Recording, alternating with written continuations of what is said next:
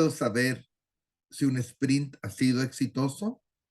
Hola, soy el profesor Gerardo Cerda Neumann de la comunidad informática gestionenti.com y hoy día quiero darte la respuesta a esta pregunta.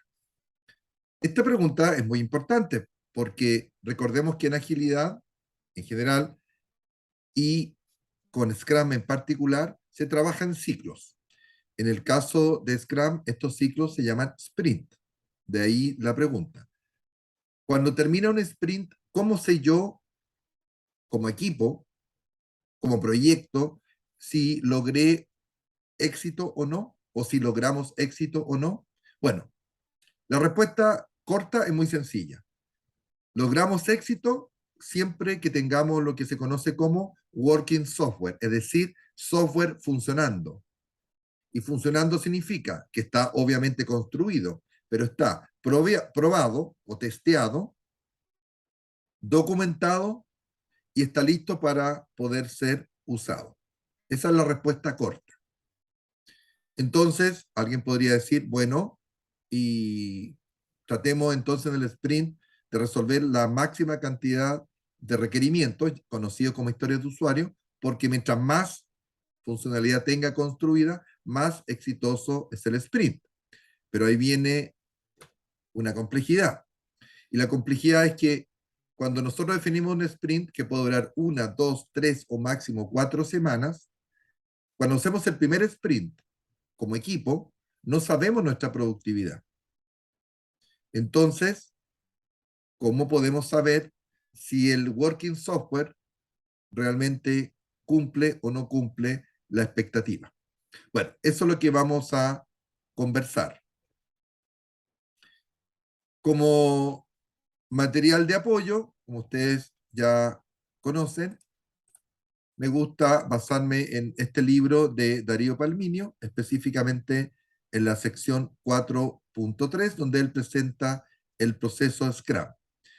Y lo acompaña por este diagrama que vamos a analizar y de aquí vamos a sacar algunas conclusiones respecto al cierre del sprint. Como se puede ver, obviamente, todo parte de requerimientos. Todos los proyectos informáticos empiezan con la definición, con la obtención, con la captura, con el análisis de requerimientos genéricamente. Si se fijan, aquí hay un icono que dice Product Backlog, que tiene la simbología de un documento. Da lo mismo si en papel, en una pizarra o en un Excel, da lo mismo. Lo importante es que tenemos algo que se llama Product Backlog, o sea, la pila del producto. ¿Qué es lo que hay acá? La lista de historias de usuario priorizadas. ¿Priorizadas por quién? Por el Product Owner. Si quieren consultar la lógica de agilidad en general y Scrum en particular, les voy a dejar en la descripción de este video una secuencia para que vayan viendo otros materiales que hemos publicado en la comunidad y que les va a servir para profundizar lo que es el trabajo con Scrum más específicamente. Entonces, tenemos nuestra lista de requerimientos representados como esta historia de usuario, y a partir de esto, si se fijan, hacemos la planificación del sprint. Y la planificación define otro documento, el sprint backlog, lo que vamos a solucionar en nuestro sprint, en nuestro ciclo. Acuérdense que nosotros somos un equipo, por lo tanto, somos autoorganizados y nosotros definimos qué es lo que vamos a solucionar en este sprint. Pero la pregunta es, y me la han hecho permanentemente en mis cursos y en mis capacitaciones, ¿cuántas historias de usuario puedo incluir en el sprint? Sobre todo en el primero, que es cuando estoy formando o me estoy conociendo como equipo. Claro, si llevamos 3, 4, 5 proyectos juntos, vamos a tener una idea bastante precisa. Pero si es la primera vez, no es tan sencillo. Entonces, una pista o una forma de descubrir esto es, por cierto, tomar por lo menos una historia de usuario. Acuérdense que sacamos del Product Backlog la primera, que es la más importante, porque está priorizada por el Product Owner. El Product Owner no necesariamente es informático, es el representante del cliente y es la persona que entiende el negocio. Entonces, el requerimiento que se parte solucionando, el primero, el segundo y el tercero, por nombrar tres, pueden ser cuatro, pueden ser dos, da lo mismo, son aquellos que aportan más valor al negocio. Y eso lo sabe el product owner porque él entiende la lógica del negocio. Entonces, hacemos nuestras reuniones diarias, que son estas reuniones en la cual cada integrante del equipo dice qué hizo ayer, qué va a hacer hoy día, qué problema ha tenido.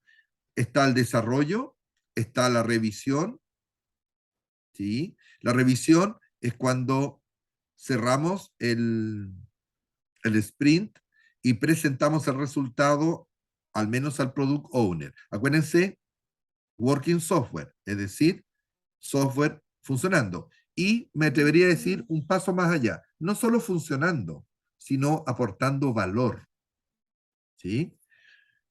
Y cuando tenemos ese software funcionando y aportando valor, entonces hacemos la revisión, lo entregamos, por decirlo así, y hacemos la reunión de retrospectiva donde como equipo, vemos qué hicimos bien para repetirlo, qué podemos mejorar y recibimos ideas y planteamientos.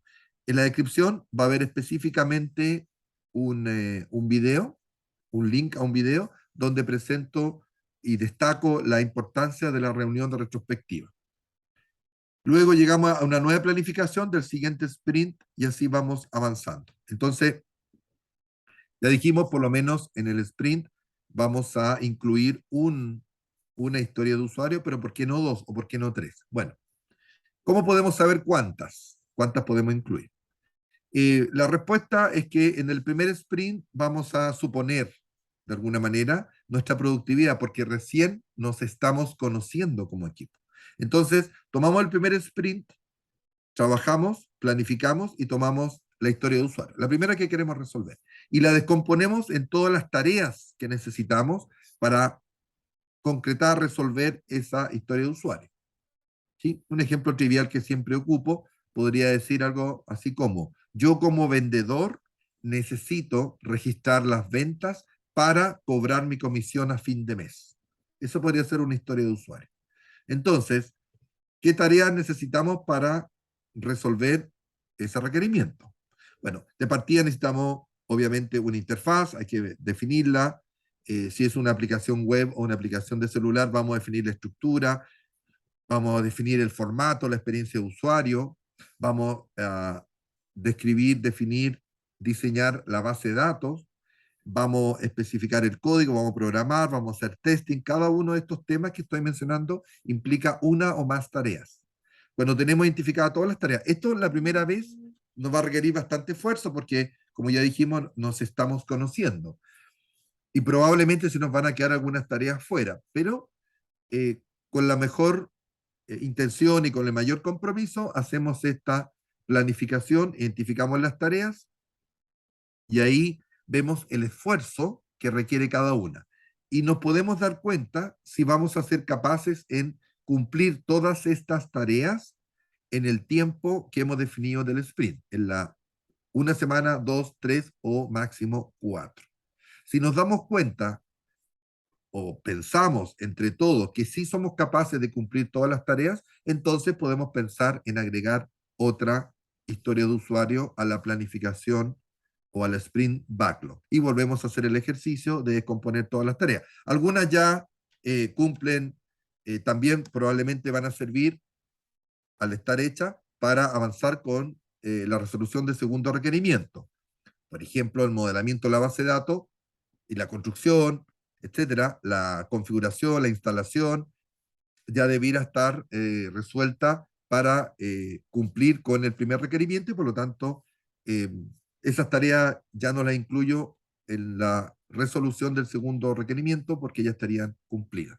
Entonces, terminamos de descomponer, de separar, de identificar y de estimar el esfuerzo en las tareas para resolver el segundo requerimiento o historia de usuario y ahí nuevamente tenemos que analizar si somos capaces de cumplir y así sucesivamente. Ahora, eh, fíjense que la revisión nos lleva a hablar de un incremento potencialmente usable, podríamos decir. Es como que está listo para ser enviado, pero lo que quiere decir es que se puede utilizar. No es muy común que el resultado, que el incremento resultado del primer sprint se empiece a usar de inmediato. Entre otras cosas, porque acuérdense que el sprint duró a lo sumo 4 semanas, y 4 semanas no es tanto tiempo. Entonces, probablemente el cliente, el que paga el proyecto, no va a tener mayor dificultad de esperar un tiempo para tener más funcionalidad. Pero esa es la idea. Acuérdense que el software funcionando, el que se presenta en la revisión, no es solo que se pueda ejecutar, sino tiene que estar testeado, probado, por cierto, corregido los defectos, por cierto, habiendo definido ya su criterio de aceptación. El ideal, por cierto, siempre es que el software no tenga ningún defecto, pero a veces aceptamos software con algún nivel de defecto que sea menor porque se necesita pasarlo a producción lo más rápido posible por necesidades del negocio, podríamos decir.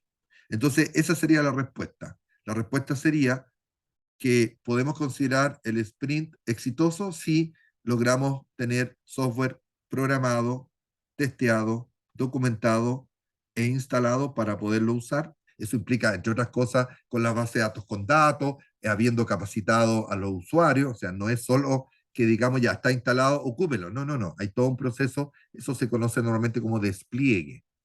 ¿Somos capaces de hacer eso? Entonces podemos decir que nuestro sprint fue exitoso. ¿Y puede pasar que no sea exitoso? Sí, puede ocurrir. Cuando dicto mis cursos, cuando hago mis capacitaciones, normalmente hay mucho entusiasmo cuando empieza el sprint, porque obviamente todos queremos cumplir, además en la parte más interesante, obviamente, que es la construcción del software. Y por tanto, estamos todos entusiasmados y sí, vamos a cumplir, estamos con ganas, lo cual está muy bien. Pero como es el primer sprint, pueden salir un montón de situaciones. Nos damos cuenta, por ejemplo, que el modelamiento de base de datos no es lo más correcto, que tiene fallas, que necesitamos más capacitación. Y eso, por cierto, no es para alegrarse, pero puede suceder. Entonces, podría ocurrir de que al final de un sprint no tengamos software funcionando. Podría ocurrir. No es para celebrar, significa que no logramos trabajar con agilidad, porque la agilidad tiene mucho que ver con la productividad, con la adaptación, pero hay que asumirlo. O sea, nuestro primer sprint fue un fracaso, pero fue un fracaso en el sentido de que no logramos tener el software funcionando. Sin embargo, si trabajamos e hicimos, acuérdense, la reunión de retrospectiva, entonces ahí logramos un aprendizaje gigante y el segundo sprint que hagamos probablemente va a ser mucho mejor. Tenemos sí que aprender de nuestros errores, porque si nos empezamos a enojar entre todos los participantes, primero se va a quebrar el equipo o no se va a formar el equipo, y segundo no vamos a aprender nada. Los errores cuando son analizados, racionalizados, permiten lograr aprendizaje y eso es fundamental. Y aumentar la productividad. Ahora, ¿por qué ocurrió, por qué apareció este concepto de sprint? Bueno, lo cuenta Jeff Sutherland en su libro Scrum. En la descripción del video voy a dejar el link al video de resumen que hice del libro, que es bastante bueno. Y en la página 98, capítulo 4, cuando habla del tiempo, hay una sección que se llama el sprint. Y él empieza a contar que en los años 90 empieza a hacer proyectos y tiene una conversación muy interesante. Acordémonos que ese concepto, si bien se hablaba de iterativo incremental en los años 90, el concepto de sprint todavía estaba emergiendo. Y, y lo que él argumenta, lo que él comparte, es que una de las grandes dificultades que había en esa época, y todavía subsiste un poco, es que el cliente tiene que esperar mucho tiempo hasta ver algo funcionando. La lógica de agilidad es, en máximo 4 semanas yo te entrego, yo equipo te entrego a ti, cliente, valor a través de software funcionando o working software.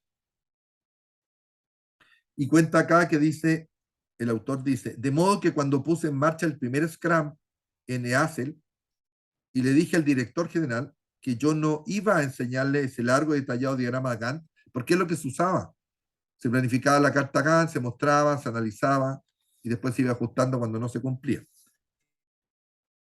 Dijo, yo no iba a enseñarle ese largo y detallado diagrama de Gantt, que ambos sabíamos que estaba equivocado. Me dijo, estupendo. ¿Y entonces qué vas a mostrarme? Le respondí que cada mes, o sea, más o menos cada 4 semanas, podría ver una parte del software en funcionamiento. Tremendo, tremendo avance, tremenda mejora, ¿no? No algo que le sirviera solo a los programadores, no una obra arquitectónica, arquitectura de software se refiere, por cierto, una pieza de software que un cliente pudiera usar en la vida real, una característica completamente implementada, programada, probada, documentada, instalada y configurada. Vale, dijo, haz eso. Esa es la lógica que está detrás del sprint y que nos puede llevar a concluir si logramos o no éxito al terminar. Eso es lo que quería compartir con ustedes. Muchas gracias por quedarse hasta el final. Recuerden suscribirse al canal si no están suscritos, darle la campanita para que les avise cuando publicamos. Nosotros publicamos normalmente un material a la semana. Darle like, compartir y sobre todo comentar para saber qué opinan y de cuánto les ha servido este material que estamos dejando a su disposición. Para terminar, solo recordarles que los expertos de gestión en TI ponemos a tu disposición el conocimiento que requieres para mantenerte actualizado. Muchas gracias y será hasta una próxima ocasión. Hasta luego.